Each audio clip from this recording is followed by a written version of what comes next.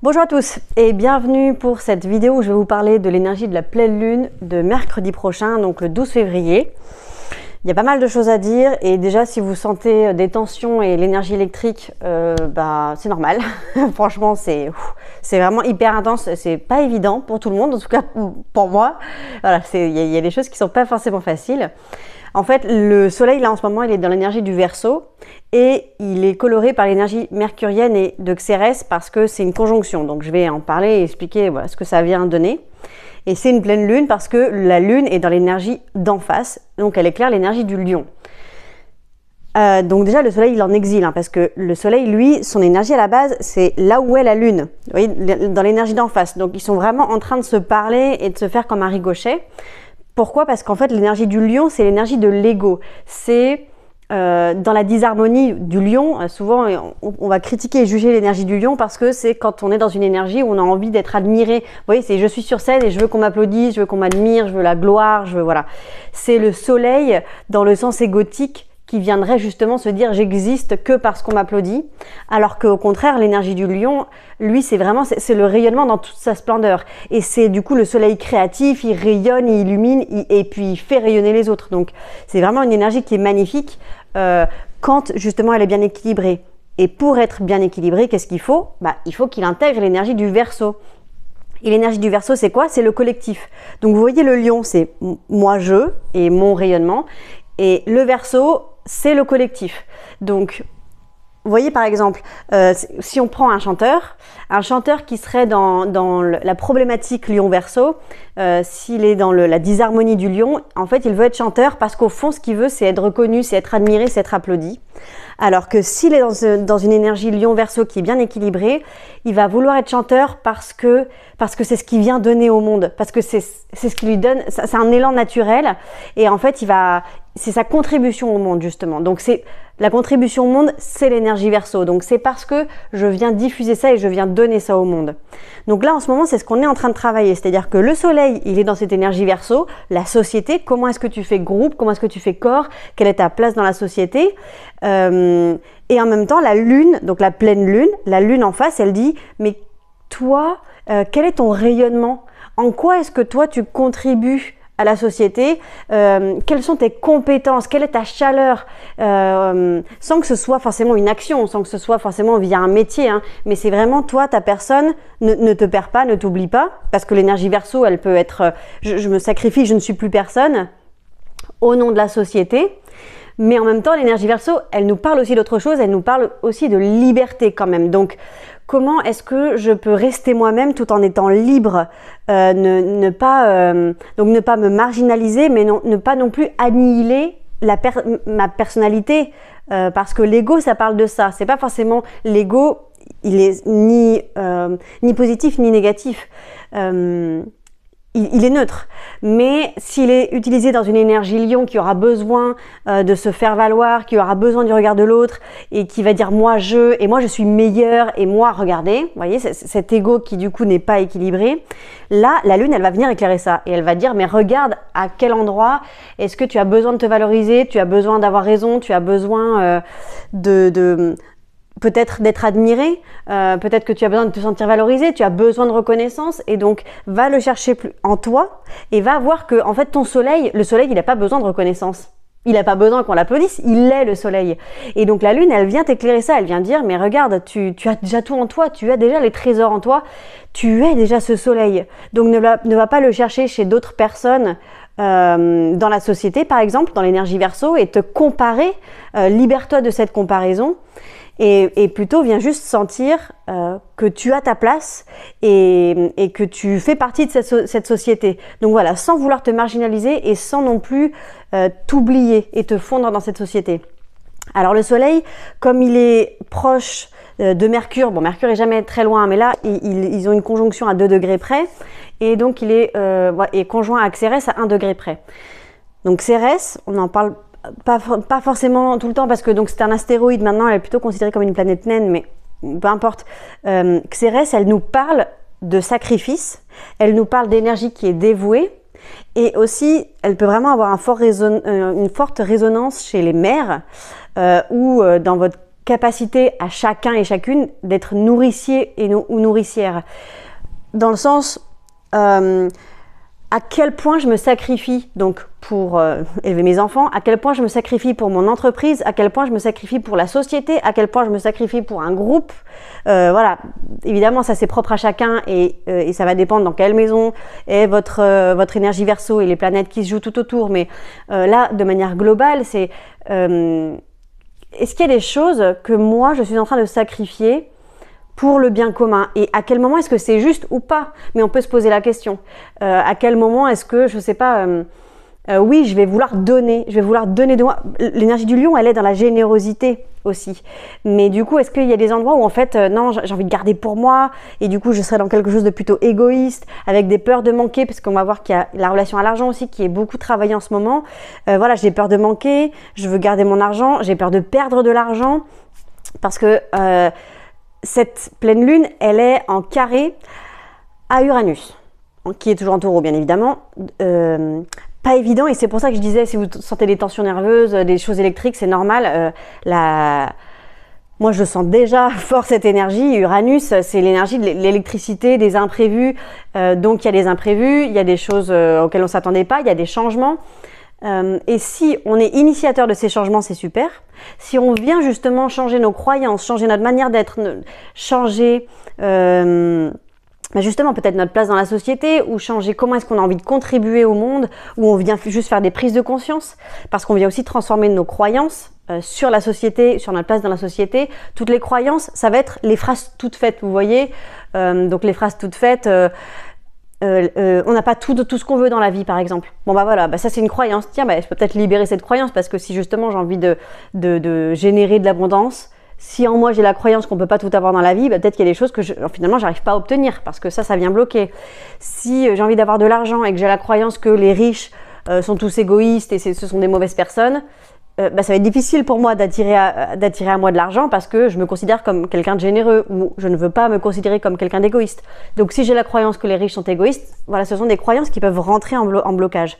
Donc là, je viens mettre un coup de mouvement dans ces croyances-là, mais aussi tout simplement, on vient bouger des choses, donc ça va mettre un peu de stress là. Si vous ressentez l'élan de méditer, de marcher dans la nature, de faire des respirations, de prendre un bain, de prendre soin de vous, vraiment, c'est vraiment toujours encore le cas, parce que en fonction aussi de comment est votre Uranus dans votre thème, mais ça va venir réveiller des choses, ça va venir réveiller peut-être des énervements et des tensions. Donc on peut faire attention à essayer de calmer le jeu justement, mais en même temps, c'est pas un hasard s'il y a cet aspect-là. C'est que ça veut dire que ça vient amorcer ce changement. Amorcer qu'est-ce que j'ai envie de donner dans la société, amorcer les changements au niveau de mon rayonnement, de mon ego. Et ça vient initier les transformations profondes justement. Donc c'est déstabilisant, ça peut, certains d'entre vous, vous pouvez vivre vraiment des moments déstabilisants parce qu'il y a des changements profonds. Mais c'est parce qu'on est toujours dans le fait de transformer des choses sur nos habitudes, transformer donc dans l'énergie taureau tout ce qui a rapport au corps, donc transformer notre diététique, transformer notre rapport à la nature, mais à notre nature aussi profonde, voilà, sur qui on est. Et ça vient jouer sur ce fameux axe Lion-Verseau. Donc voilà, je viens transformer aussi qui est-ce que je croyais que j'étais, et peut-être qu'il y a des choses, vous voyez, on se met des étiquettes sur soi. Moi, je suis telle, je m'identifie en tant qu'astrologue, je m'identifie en tant que mon métier, je m'identifie en tant que avoir ce rayonnement. Et là, je vais avoir un changement sur mon rayonnement, et du coup, ça vient impacter l'ensemble du groupe. Comme il y a cette conjonction avec Mercure et que ça vient en tension avec Uranus, ça amorce des changements de notre manière de penser, donc c'est bien, ça nous pousse à ouvrir notre esprit. Donc c'est tant mieux, à ouvrir notre esprit sur la perception du groupe, la perception de la société, sur comment est-ce qu'on se connecte entre nous. C'est pour ça qu'il y a encore une fois des changements sur notre manière de communiquer, nos manières d'échanger, mais qu'aussi ça met que le mental, du coup, il est un peu comme ça en ce moment, vous voyez, il est un peu électrique, il est un peu... Donc il peut y avoir des discussions un petit peu qui peuvent être un peu tendues. Mars est toujours rétrograde, donc en Cancer. Du coup, c'est pas non plus un Mars qui est très détente parce que ça peut mettre des tensions au sein de la famille, ça peut mettre des tensions, justement ça nous parle à nouveau de notre lien à la mère, donc ça peut être vous en tant que mère, ça peut être à votre mère, aux mères nourricières. On peut venir transformer aussi notre rapport à la mère nourricière, qu'est-ce qu'on vient fournir, qu'est-ce qu'on vient nourrir. Et aussi, je l'ai dit un peu tout à l'heure, notre rapport à l'argent. Pourquoi? Parce que Uranus est donc toujours dans l'énergie taureau, le taureau est en rapport à l'argent, et il y a Vénus qui est maître du taureau, qui elle est en bélier. Donc bélier, c'est une énergie qui peut venir amorcer des choses, qui vient mettre des choses en place, mais c'est aussi, encore une fois, une énergie qui est assez tempétueuse. Je ne sais pas si ça se dit, mais voilà, elle est quand même très dynamique. Et puis en plus, avec le Mars qui est rétrograde en Cancer, on peut avoir des discussions, des différends avec des femmes, avec des membres de la famille. Évidemment, des femmes, c'est archétypal parce que ça va être notre féminin, mais du coup, c'est aussi nos valeurs sur ce qu'on aime. Donc, on a envie. Peut-être qu'il y a des choses dont vous avez envie et vous vous sentez frustré en ce moment. Vous dites j'ai envie de mettre les choses en place pour vivre ce que j'ai envie, d'avoir des choses, de vivre des choses chouettes, d'avoir du bonheur. Mais il peut y avoir des changements justement, des changements là-dessus. Et donc je reviens sur la thématique de l'argent. Il peut y avoir des pertes d'argent ou des gains d'argent, mais en tout cas il y a une question de possession, dépossession sur notre rapport à qu'est-ce que je possède, qu'est-ce qui m'appartient. Et quand il y a un rapport excessif sur ce qu'on possède, ça dit, mais en fait, tu ne possèdes rien.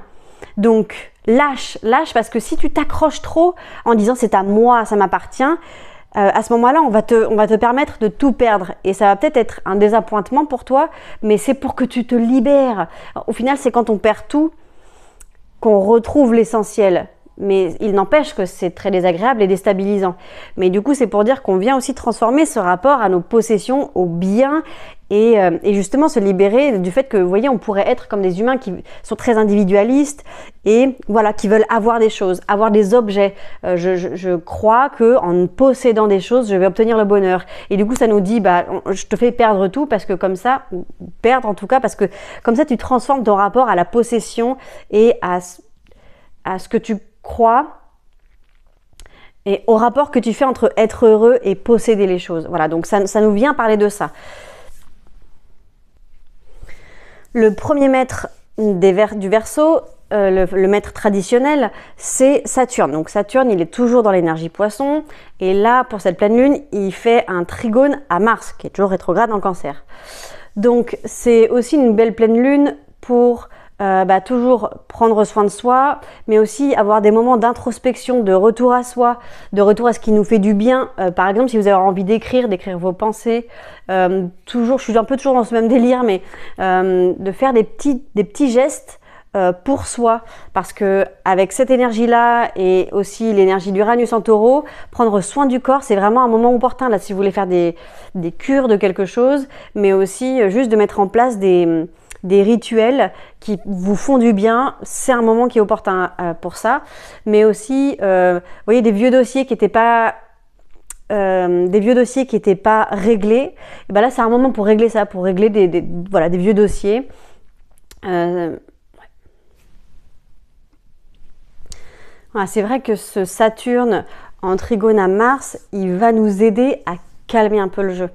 Ce qui est tant mieux. Vous voyez, il va calmer un peu ces énergies de tension parce que Saturne, il va pouvoir nous permettre de tempérer notre impétuosité et pouvoir nous permettre d'être quand même un petit peu dans une réflexion ou dans une prise de distance, vous voyez, une distanciation avec justement j'ai envie d'agir et puis j'ai envie que ça bouge. En plus, Jupiter est reparti direct, donc il y a quelque chose qui peut s'ouvrir comme ça et qui dit vas-y on y va, et puis on met son énergie un peu partout. Voilà, bon, Mars comme il est toujours rétrograde, il est quand même dans une réflexion sur où est-ce que j'ai envie de mettre mon énergie, dans quoi, qu'est-ce qui est juste, et Saturne lui permet d'avoir cette réflexion, cette sagesse, cette prise de recul. Donc c'est une bonne chose. Mais en effet, le deuxième maître des Verseaux, c'est Uranus, et comme je vous l'ai dit tout à l'heure, il y a cet aspect de carré, c'est-à-dire que autant le Soleil que la Lune, évidemment, puisqu'ils se font face, donc ils sont tous les deux en carré à Uranus.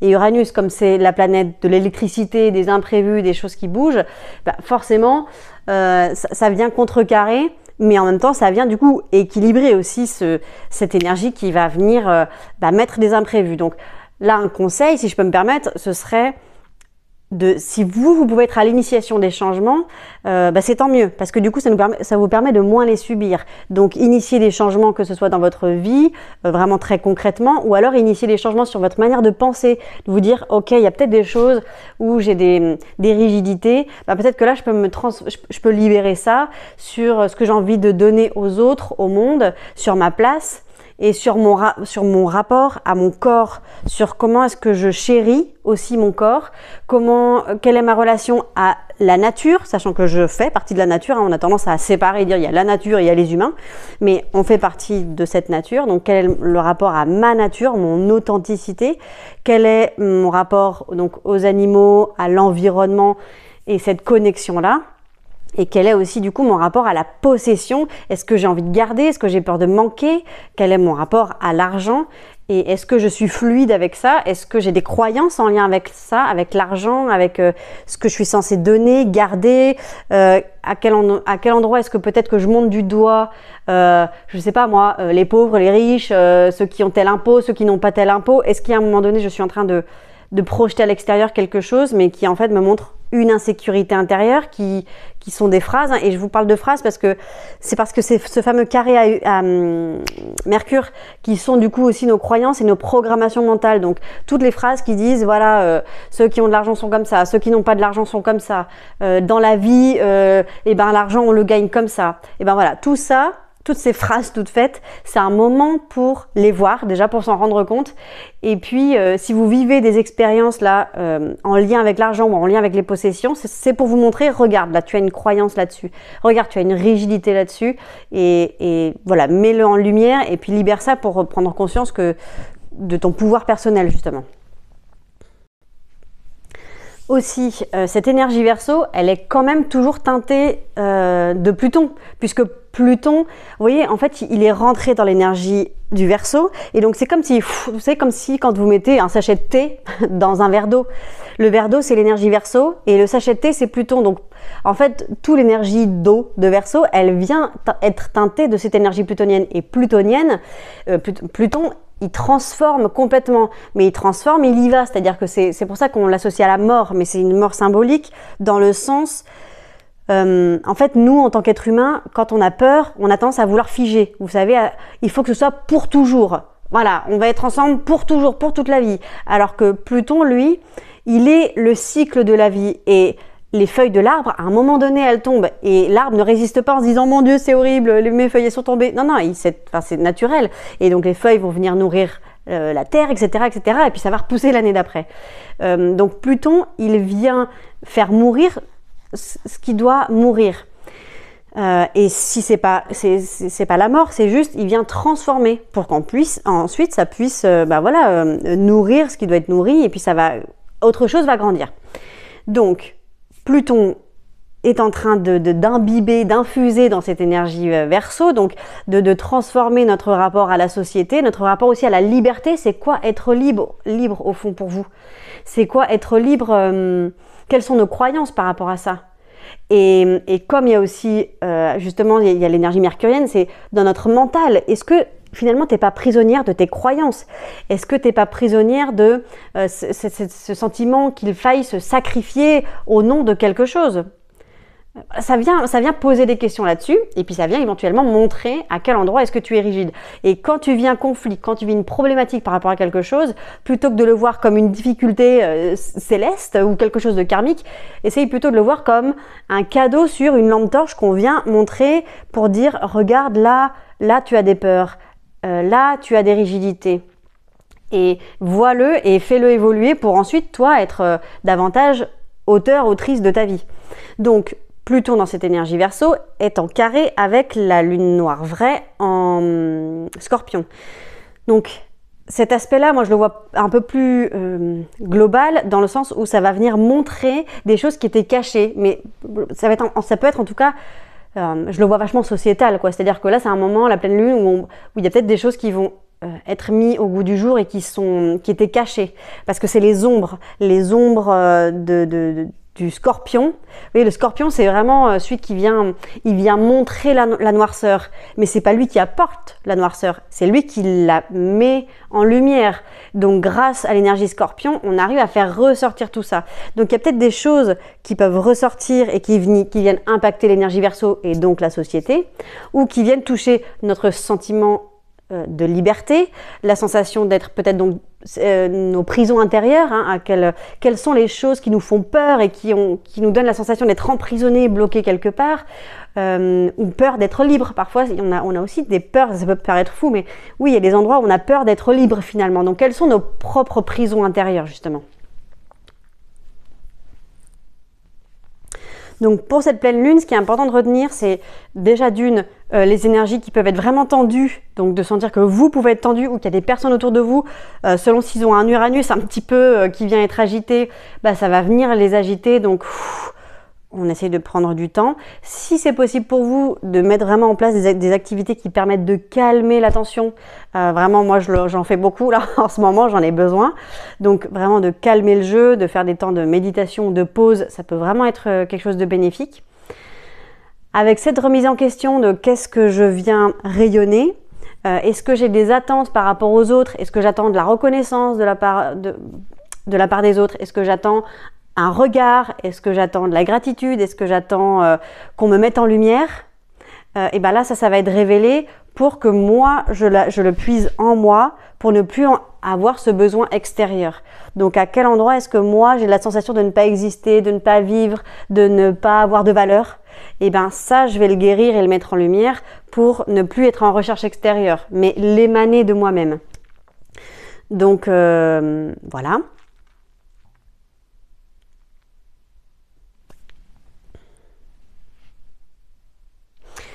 Prendre son temps parce qu'on sera impatient, donc ne pas hésiter à avoir ça en conscience et pour prendre son temps pour certaines choses et prendre des décisions.